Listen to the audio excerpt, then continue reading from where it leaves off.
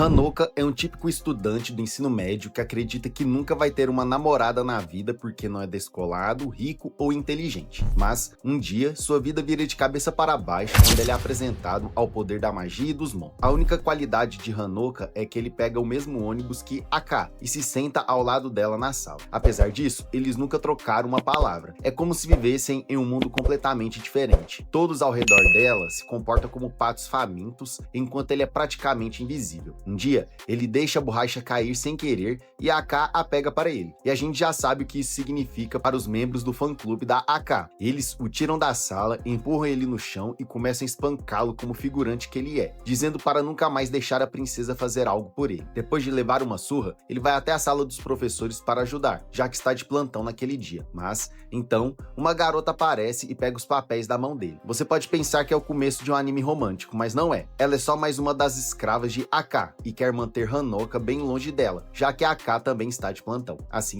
os dias de Hanoka na escola sempre acabam com ele sendo o personagem secundário da história de AK. Um dia, depois das aulas, ele vai jogar o lixo fora e começa a se perguntar qual é o sentido da vida. Nesse momento, ele vê um coelhinho de pelúcia com cara suspeita no lixo e decide pegá-lo para ver do que se trata. Na barriga do brinquedo há um bilhete escrito: "O clima hoje será limpo, mas alguns prédios escolares podem cair." Ele pensa que é alguma piada de criança da quarta série, mas de repente, uma sombra gigante aparece no chão. Ele olha para cima e vê a torre do relógio da escola caindo em cima dele. Ele se pergunta se será transportado para outro mundo cheio de garotas lindas como um herói, mas lamenta por nunca ter nem segurado a mão de uma garota na vida. O prédio desaba sobre ele. Ele abre os olhos e está nos braços de ninguém menos que Aka, que agora está usando o uniforme de cosplay de bruxa. Ele entra em pânico, como idiota que é, mas Aka manda ele ficar quieto, senão vai cair. Ele olha para baixo e vê que estão flutuando no ar em cima de uma vassoura. À distância, uma garota com orelhas de gato os observa e se pergunta se Aka é uma bruxa de oficina. Ela estala os dedos e invoca 2 soldados de pelúcia com armaduras de coelho para atacá-lo. Aka joga Hanoka para o alto, pula para desviar do ataque e incinera os inimigos com feitiço de fogo, antes de aterrissar suavemente e pegá-lo nos braços como uma princesa, com direito a um close no paraíso. Os soldados de pelúcia se levantam e avançam com espadas, mas Aka lança bolas de fogo e os enfrenta de perto com sua vassoura e feitiço. Ela diz a Hanoka para ficar perto dela, mas, como idiota que é, ele faz exatamente o contrário. Ele se vira e vê uma garota com orelhas de gato acenando para ele atrás de um prédio e dizendo para ele ir até lá, onde é seguro. Ele acha que ela deve ser amiga de Aka e começa a correr em direção a ela, mas acaba cercado por um exército de soldados de brinquedo que o agarram pelos braços e o forçam a se ajoelhar. Um dos soldados se aproxima com um machado. Ele se pergunta se tudo aquilo é apenas um sonho, mas então Aka aparece e incinera todos os soldados com fogo, salvando ele como a verdadeira protagonista que ele deveria ser. Hanoka ainda acha que tudo é um sonho e começa a se soltar, dizendo que ela está linda até mesmo em seu sonho e que não há chance dela sequer dar atenção a ele. Quanto mais salvá-lo, Aka diz que essa é sua missão e que ele deve estar confuso, mas não precisa se preocupar porque ela vai protegê-lo. Ele pergunta por quê e ela responde: "Porque você é a minha princesa." Ela diz para ele simplesmente deixá-lo protegê-lo, mas ele percebe que uma parte do cabelo dela está pegando fogo e se pergunta se foi culpa dele. Ele pergunta por que ela o protegeu, dizendo que a culpa foi toda dele por ser burro e ter caído no truque, mesmo depois dela ter pedido para ele ficar por perto. Ele diz que foi culpa dele o cabelo dela ter queimado e que aquele cabelo era um presente de Deus. Mas então, para de falar e percebe que, na verdade, ele é só um pervertido que está começando a ter pensamentos sobre ela também. Depois de tantos anos sofrendo bullying pelos fãs dela, agora ele se juntou ao lado negro sem nem perceber. Enquanto pensa em como está decepcionado consigo mesmo, ele vê um dos soldados de brinquedo se levantando para atacar Aka pelas costas. Ele pula na frente dela para levar o golpe no lugar. Ele pensa que seria legal dizer que seu corpo se moveu sozinho, mas desmaia antes mesmo de conseguir dizer a frase. Aka se aproxima, o abraça suavemente e, ao vê-lo ferido, ela fica furiosa. Diz que deveria ter transformado todos em cinzas desde o começo. Então se levanta para usar sua magia suprema, Million Clover, e aniquila completamente todos os inimigos com uma explosão massiva de fogo. Mais tarde, naquela tarde, Hanoka abre os olhos no quarto privado de Aka na escola. Ela diz que não foi um sonho e que vai explicar tudo outro dia, mas por agora eles devem ir para casa. Com isso, eles caminham juntos e Aka explica que, por enquanto, a única coisa que ele precisa saber é que ela tem o dever de protegê-lo, porque ele é o mestre dela. Hanoka se pergunta o que ela quer dizer com isso, mas apenas continua andando ao lado dela. Eles não conversam mais por um tempo. Alguns dias depois, tudo parece ter voltado ao normal, mas agora, em vez de ser um figurante, Hanoka começa a atrair inveja e ódio dos outros. Quando Aka decide se sentar ao lado dele no ônibus escolar de manhã. Depois disso, eles caminham juntos até a sala de aula e Hanoka sente que será morto se continuar ao lado dela. Por mais um segundo, ele finge estar com dor de barriga e corre para fora, mas acaba sendo pego pelo grupo dos valentões. Eles o agarram pela gola e mandam ele saber o seu lugar, decidindo espancá-lo. Mas Aka aparece, manda soltarem e ainda faz um laço com a gravata dele. Então ela anuncia que vai queimar qualquer um que tentar machucá-lo de novo. Mais tarde, naquele mesmo dia, durante o almoço, Aka se senta ao lado de Hanoka junto com algumas garotas do fã-clube dela. Ela começa a alimentá-lo com as próprias mãos e diz que preparou tudo sozinho. Hanoka se sente feliz por ser tratado assim, mas não consegue evitar o desconforto de estar cercado por outras 20 garotas, claramente incomodadas com a cena. Ele sente que está estragando toda a diversão delas, então se levanta e diz que vai embora para comer sozinho antes de sair correndo. Ao ver isso, Aka fica furiosa e incendeia o almoço de todo mundo, olhando para baixo com desprezo. Enquanto isso, Hanoka se sente mal por ter sido rude com ela e vai caminhar no pátio onde o prédio caiu sobre ele. Ele observa como tudo voltou ao normal, nada parece danificado. Então,